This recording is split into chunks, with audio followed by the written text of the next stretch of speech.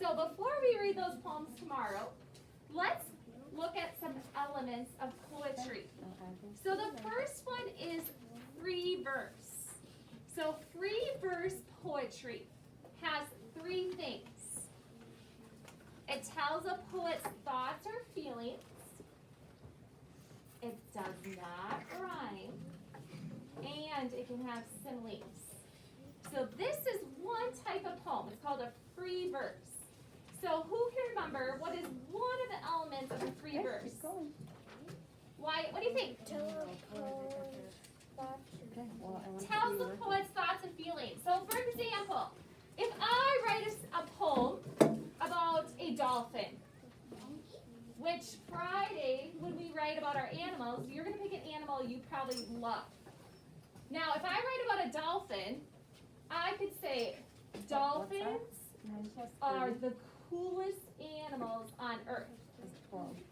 Now, when I say that and write that, does that tell you my thoughts and feelings about dolphins? Mm-hmm. Yeah, what does it tell you? That Kaden? you love dolphins. Yeah, that I love them because I say they're the coolest animals on earth. No. Okay? Now, what if I write a poem about skunks? No. It's supposed to be 12. So where do And you I put your two? say, You already carried your own. skunks are so stinky, I don't want them around my farm. 6 plus 1. What am I get? What are my thoughts and feelings about skunks, Wyatt? They're stinky. Yeah. And do I like them? No. No. So when you're listening to a poem, woo! My remote learners are gonna have a little. They're gonna have a flip today. There we go. Just like that other day. Okay. Just like the other day. Sometimes it doesn't go in. Good. Wait, I think that All right. So, sorry about that. It wasn't in tight. So, you are going to listen to how does the author or the poet feel about what they're writing? Okay? The second thing was it does not rhyme. So, yesterday when we did our read aloud, in our poems, we were looking for rhyming words. Today, in free verse, there's no rhyming words. Okay? The last thing is it can have similes. Now I know I talked about this So yesterday. if I take you in a different room, you're going to What is a simile? Okay, because if you don't, then we're going to Rain, what's a simile? No, don't take that. Or you can take that. Look above you guys. What are similes? Yeah, you compare something. And Corla, I liked how you looked above you because our similes are hanging. Corla, Corla, what are the two words in a simile we might use?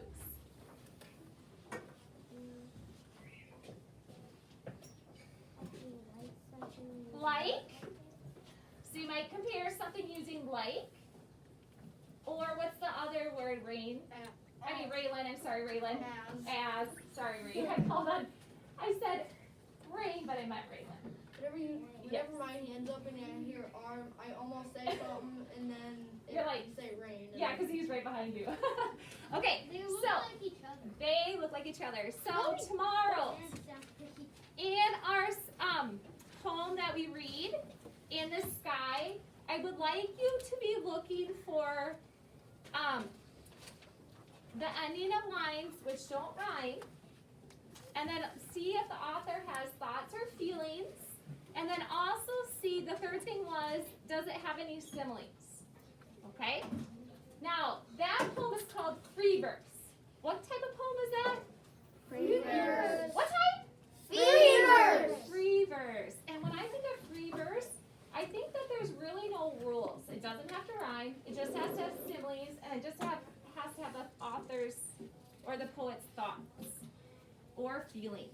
Now, we're going to do another poem type, because there's lots of different poem types.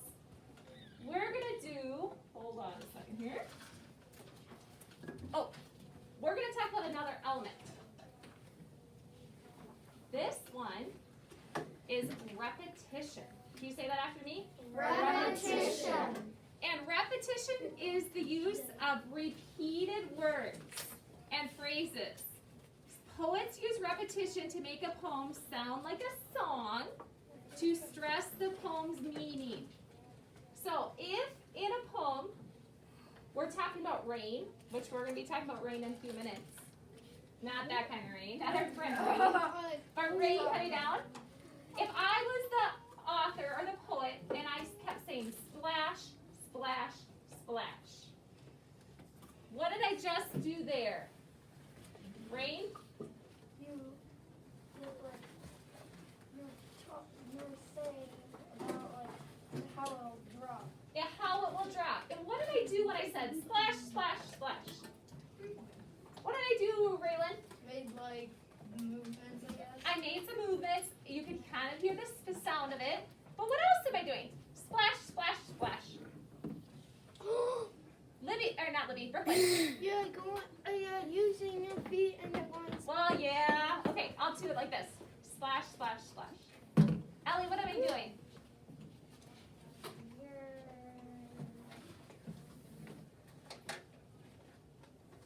I don't know. You don't know, you forgot. Libby, what am I doing? Using your fingers. Oh yeah, I was counting splash, splash, splash 3 times. Quiet. Repetition. What I'm doing is I'm repeating that word. And that's called repetition. So repetition is just repeating. I looked at that one word of that one half sentence. Repetition is the use of repeated words. Good. So today, when we read our poem about rain, a rainy day, there's going to be some repetition in here. Okay? Libby, question. Are we doing wonder books today? No wonder books. We're going to do those tomorrow. We're going to talk about these elements. So that when we read tomorrow, Libby, in our wonders book, you're going to look for free verse, you're going to look for repetition, you're going to look for rhyming. Okay? All right, so I'm going to pass out a rainy day. Would you put your name in the top? Nice and neat. Thank you. You are welcome.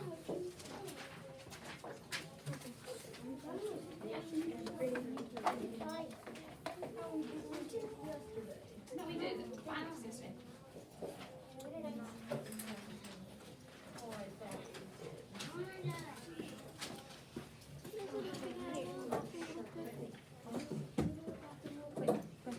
Take the pass.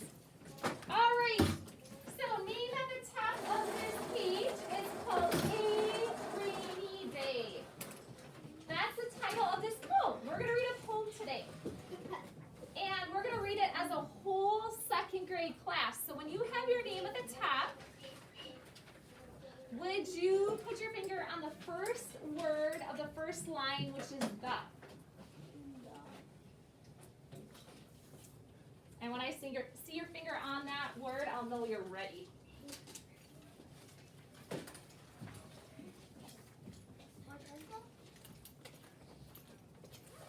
Okay, looks like everybody is ready. Let's read this whole poem together as a second grade class. Here you go, ready? The rain is pouring, pouring down. It's so boring to stay inside.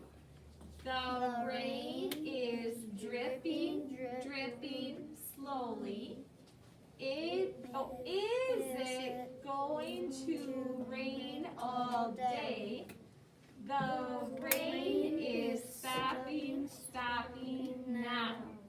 I can go outside and have some fun. All right, this is a free verse poem. How do I know it's a free verse poem? What were the 3 things we talked about earlier about a free verse poem? How do I know it's a poem that has a free verse? What do you think, Ellie? I'm sorry, Ellie-A. It repeats. It repeats. Good job. It has repetition. So what is repeating? You are right, Ellie. What's repeating? Repetition. Yeah, but what words are repeated? Can you tell Mrs. Murphy the words that are repeated? Stopping, dripping, pouring. Good. She found all of them. Can you guys circle pouring, dripping, stopping? Just circle those right now, okay? So those are repeating words, or another word for that is called repetition. Okay? Repetition, okay? You know how I found those? How did you find those? Because look, they go like down like this way. They kind of do, don't they? You're right. And they're, a lot of times, guys, good job. Ellie found that they're kind of going down. But I'm going to show you, a lot of times when a poet writes poems, they put these two together, they'll put these two together, and these two together. And they're called lines. So this is the first line and the second line, and a lot of times they go together. Do you guys notice that this first line doesn't have a comma? Yeah. I mean, doesn't have a period. I'm sorry. Yeah. It doesn't have a period as a comma because it's not quite finished yet. Okay? All right, so on the bottom, the first thing we're going to write is the question says, how do you know this text is a poem? Well, Ellie just told us it has repetition. So let's write it has, and then I'll help you spell repetition. That's a big word. Or another word we could use is repeated words. It has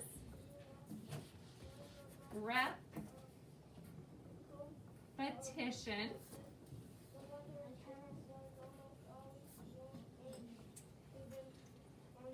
And Wyatt, do you know another thing that it has?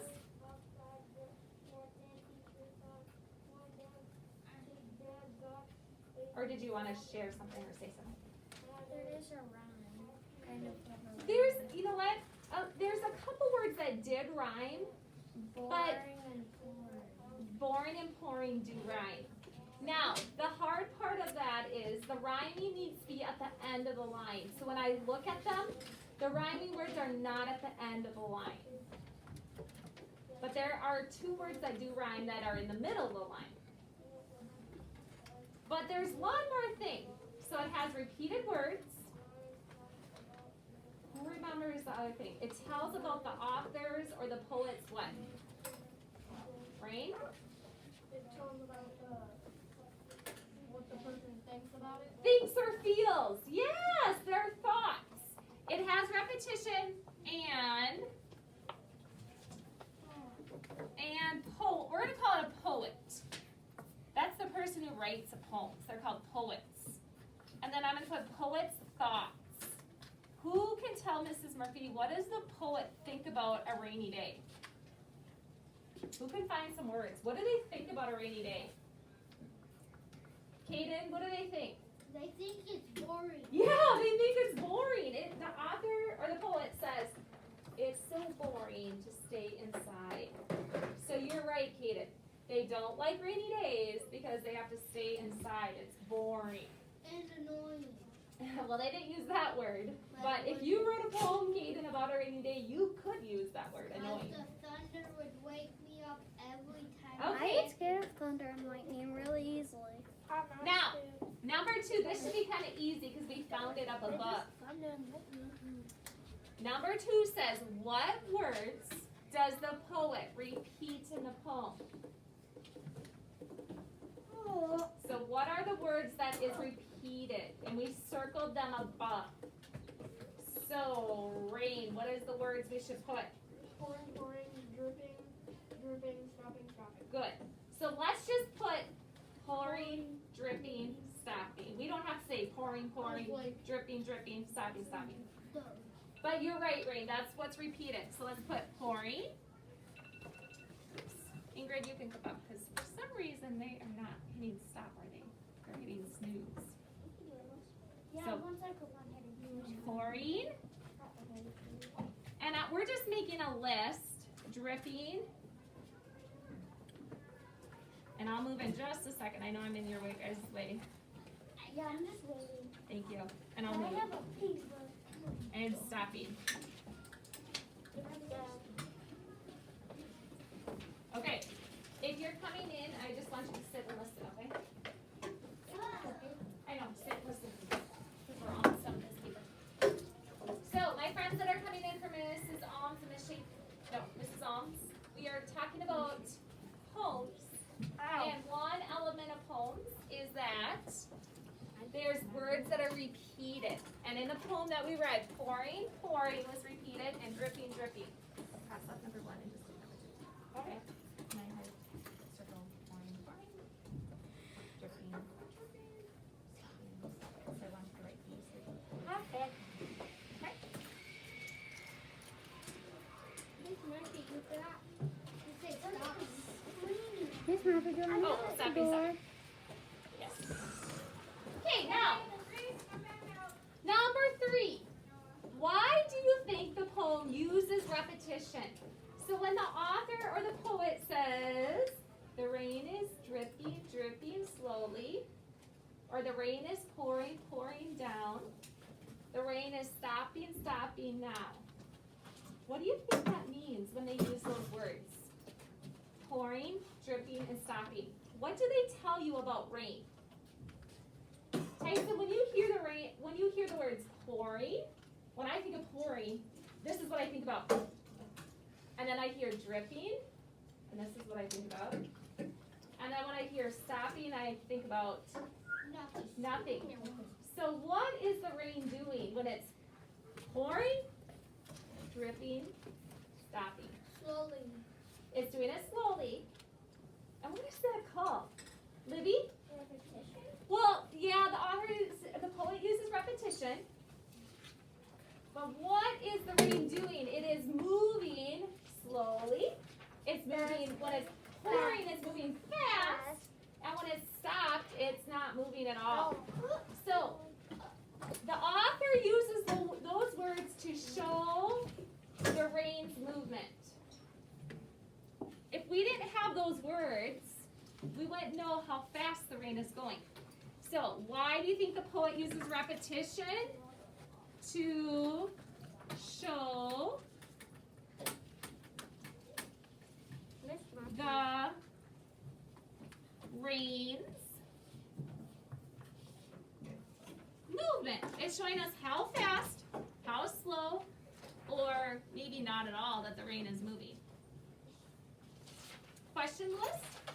They can actually do it with us. They can cross it off.